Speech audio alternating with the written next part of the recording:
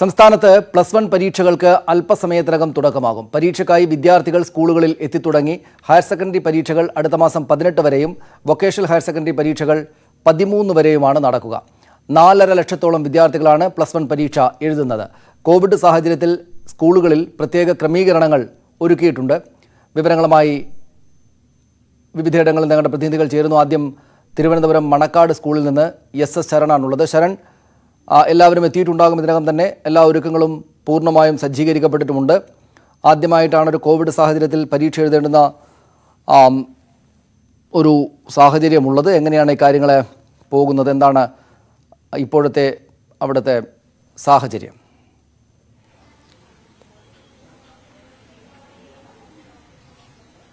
തീർച്ചയായിട്ടും +1 പരീക്ഷകൾ 9:40 ആരംഭിക്കുന്നത്. 12:30 വരെ നീണ്ടു നിൽക്കുന്ന പരീക്ഷകളാണ് ഇന്ന് നടക്കാൻ പോകുന്നത്. ഏതായാലും അതിന് മുന്നോടിയായിട്ട് നമുക്ക് കൃത്യമായ ക്രമീകരണങ്ങൾ സ്കൂളുകളിൽ കാണാൻ കഴിയുന്നുണ്ട്. ഞാൻ നിൽക്കുന്നത് മണക്കാട് സ്കൂളിലാണ്. നമുക്കിവിടെ കൃത്യമായി തന്നെ കാണാൻ കഴിയുന്നുണ്ട്. അതായത് കുട്ടികൾ ഇതിനകം തന്നെ ഇവിടേക്ക് എത്തിയിട്ടുണ്ട്. അവർ അവസാനവട്ട തയ്യാറെടുപ്പ് കൂടി നടത്തുന്ന ഒരു കാഴ്ചയാണ് നമ്മൾ കാണുന്നത്. ഏതായാലും ഒരു ബെഞ്ചിൽ 2 പേർ, ഇതോടൊപ്പം തന്നെ ഒരു ക്ലാസ്സിൽ പരമാവധി 20 കുട്ടികൾ എന്നടക്കമുള്ള നിർദ്ദേശങ്ങൾ പൊതുവിദ്യാഭ്യാസ നൽകിയിരുന്നു. ഏതായാലും നേരത്തെ നമുക്കറിയാം ഇത് സംബന്ധിച്ചുള്ള വിവാദം, അതായത് സുപ്രീം കോടതി തന്നെ കുട്ടികളുടെ സുരക്ഷയെ ചൂണ്ടിക്കാട്ടിക്കൊണ്ട് പരീക്ഷ റദ്ദാക്കുന്ന സാഹചര്യമുണ്ടായിരുന്നു. അതിനുശേഷം വിദ്യാഭ്യാസ വകുപ്പ് ഈ ക്രമീകരണങ്ങൾ സംബന്ധിച്ച കൃത്യമായ റിപ്പോർട്ട് സുപ്രീം കോടതിയിൽ അവതരിപ്പിച്ച ശേഷമാണ് സുപ്രീം കോടതി പരീക്ഷ നടത്താൻ അനുമതി നൽകുകയും ചെയ്തിരുന്നത്. ഇതിന് പിന്നാലെയാണ് ഈ പരീക്ഷ നടക്കുന്നത്. അതുകൊണ്ട് തന്നെ വളരെ ജാഗ്രതയോടുകൂടിയാണ് പൊതുവിദ്യാഭ്യാസ വകുപ്പ് ഈ ക്രമീകരണങ്ങളെ നോക്കിക്കാണുന്നത്. എല്ലാ സ്കൂളുകളിലും കോവിഡ് പ്രോട്ടോകോൾ പാലിക്കാനുള്ള കൃത്യമായ ക്രമീകരണങ്ങൾ ഏർപ്പെടുത്തണമെന്നുള്ളൊരു നിർദ്ദേശവും പൊതുവിദ്യാഭ്യാസ വകുപ്പ് നൽകുകയും ചെയ്തിരുന്നു. ഏതായാലും കുട്ടികളോട് നമുക്ക് ചോദിക്കാം, എങ്ങനെയുണ്ട്? എല്ലാം പഠിച്ചു?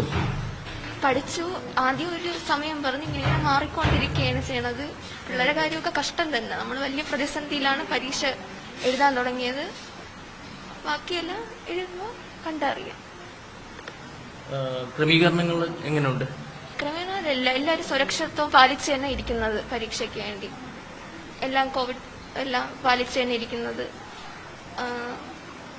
ഈ ഓൺലൈൻ ക്ലാസ്സുകൾ മാത്രമായിരുന്നല്ലോ, അപ്പോൾ അതുകൊണ്ട് തന്നെ കൃത്യമായൊരു തയ്യാറെടുപ്പ് നടത്താൻ പറ്റുമോ? ഈ സ്കൂളിലേക്ക് ഇടയ്ക്ക് എത്തി സംശയ നിവാരണത്തിന് അവസരം അങ്ങനെയൊക്കെ ഉണ്ടായിരുന്നു? സംശയമൊക്കെ സാറ് പറഞ്ഞു, സംശയമുള്ളവർക്കൊക്കെ വന്ന് ചോദിക്കാം, അങ്ങനെയൊക്കെ വന്നു. ക്ലാസ്സൊന്നും കുഴപ്പമില്ലായിരുന്നു. എല്ലാം നന്നായിട്ട് എടുക്കാൻ പറ്റി. ഇത്തരത്തിലൊരു പ്രതികരണമാണ് വിദ്യാർത്ഥികളുടെ ഭാഗത്തുനിന്ന് ഉണ്ടാവുകയും ചെയ്യുന്നത്. ഏതായാലും 4 ലക്ഷത്തോളം വിദ്യാർത്ഥികളാണ് ഇന്ന് പരീക്ഷ എഴുതാൻ ഒരുങ്ങുന്നത്. അതായത് ഹയർ സെക്കൻഡറി പരീക്ഷകളും വൊക്കേഷണൽ ഹയർ സെക്കൻഡറി പരീക്ഷകൾ ഇന്ന് തന്നെയാണ് ആരംഭിക്കുന്നത്. ഹയർ സെക്കൻഡറി പരീക്ഷകൾ അടുത്ത മാസം 18 വരെയാണ് നീണ്ടു നിൽക്കുക. വൊക്കേഷണൽ ഹയർ സെക്കൻഡറി പരീക്ഷകൾ അടുത്ത മാസം 13 അവസാനിക്കുക. ഏതായാലും എല്ലാവിധ തയ്യാറെടുപ്പുകളും പൂർത്തിയായി കഴിഞ്ഞിരിക്കുന്നു.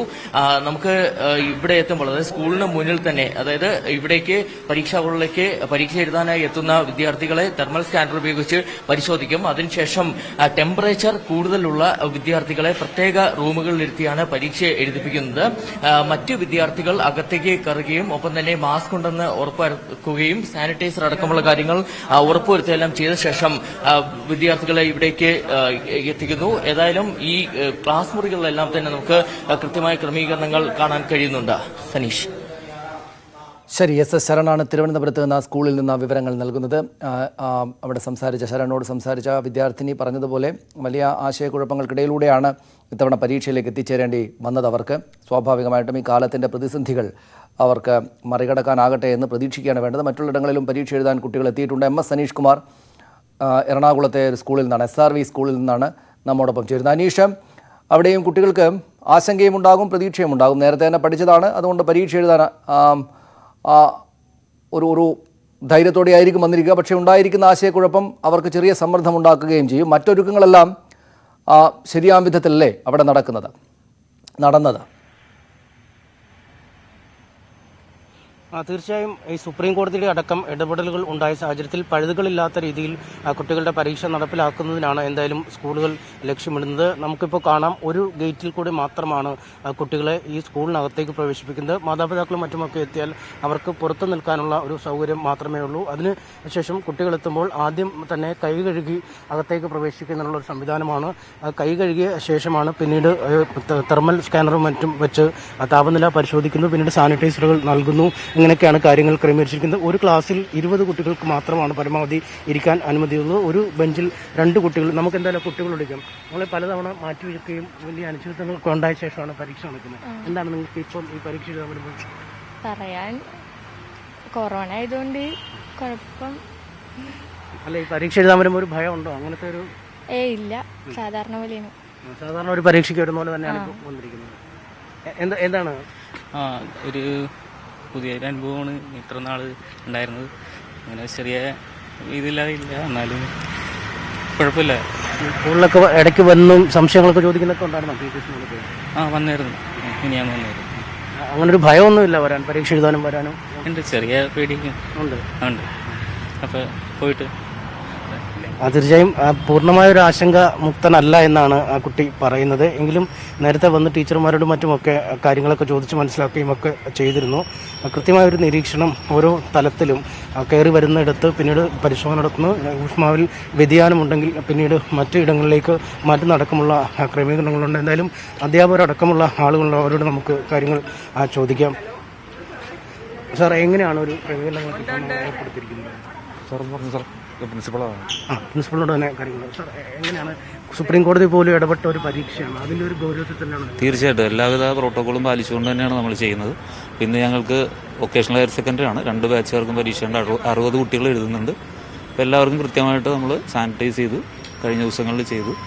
എല്ലാവിധ മാസ്ക്, അധ്യാപകരാണേലും ഗ്ലൗവും ബാക്കിയുള്ള പ്രോട്ടോക്കോളും തെർമൽ ചെക്കിങ് എല്ലാം ഉൾപ്പെടെയാണ് നടത്തുന്നത്. അതായത് ഇതുവരെ നമുക്ക് കോവിഡ് അതുപോലെ ക്വാറന്റൈൻ കേസുകളൊന്നും റിപ്പോർട്ട് ചെയ്തിട്ടില്ല. അതിന് എക്സ്ട്രാ നമ്മൾ സംവിധാനങ്ങൾ ഒരുക്കിയിട്ടുണ്ട്. സെപ്പറേറ്റ് ഇരുത്താനായിട്ടുള്ള ടെമ്പറേച്ചർ വ്യതിയാനമുള്ളവരെയും അതുപോലെ തന്നെ ക്വാറന്റൈനിലുള്ളവരേക്കും പ്രത്യേക റൂം സജ്ജീകരിച്ചിട്ടുണ്ട്. എല്ലാവിധ സുരക്ഷാ ക്രമീകരണങ്ങളും കൂടിയാണ് പരീക്ഷ നടത്തുന്നത്. സനീഷ്, അത് തന്നെയാണ് നമുക്ക് ക്ലാസ്സുകൾക്കുള്ളിൽ നോക്കിയാലും മനസ്സിലാവും. കൃത്യമായൊരു അകലം പാലിച്ചാണ് കുട്ടികളെ ഇരുത്തിയിരിക്കുന്നത്. എല്ലാവർക്കും മാസ്ക് നിർബന്ധമാണ്. യാതൊരു തരത്തിലുള്ള ഈ പേനയോ പെൻസിലോ അല്ലെങ്കിൽ കാൽക്കുലേറ്റർ പോലുള്ള ഉപകരണങ്ങൾ കൈമാറ്റം ചെയ്യരുത് എന്നൊരു നിർദ്ദേശവും അവർക്ക് നൽകിയിട്ടുണ്ട്. എന്തായാലും പരീക്ഷ എഴുതാൻ വന്നു കഴിഞ്ഞിരിക്കുന്നു. എന്താണ് തോന്നുന്നത്? ഒരു പേടിയുണ്ട്. അവിടെ ചോദിച്ചാൽ മതി, അവിടെ പറഞ്ഞേ. സനീഷ്, തീർച്ചയായും അവരെന്തായാലും ആ പഴയ ഭയമൊക്കെ മാറ്റി പരീക്ഷയ്ക്ക് പൂർണ്ണമായി സജ്ജരായി ഇപ്പോൾ ഈ പരീക്ഷാ ഹാളുകളിൽ ഇരിക്കുന്ന കാഴ്ചയാണ് ഇപ്പോൾ നമുക്ക് കാണാൻ കഴിയുന്നത്. സനീഷ്. ശരി, നന്ദി അനീഷ് വിവരങ്ങൾക്ക്.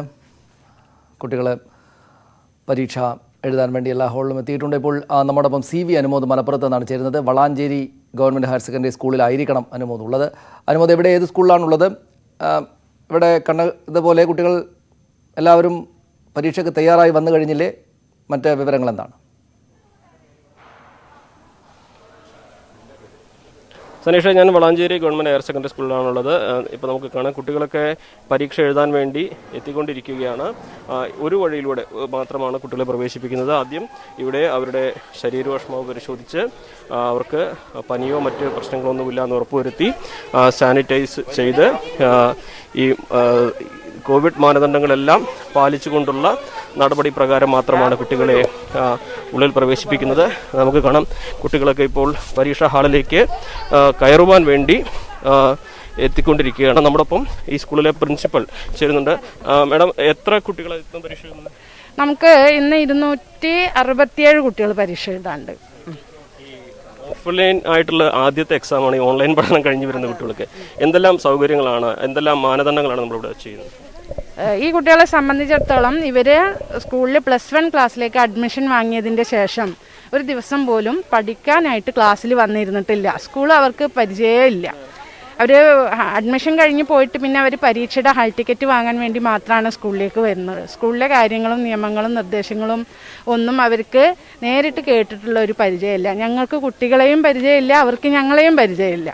അപ്പോൾ അതുകൊണ്ട് തന്നെ കുട്ടികൾക്ക് ബുദ്ധിമുട്ട് കൂടാതെ റൂമും സീറ്റും ഒക്കെ കണ്ടുപിടിക്കാൻ നമ്മൾ പരമാവധി ഓൺലൈൻ മാധ്യമം തന്നെയാണ് ഉപയോഗപ്പെടുത്തിയിട്ടുള്ളത്.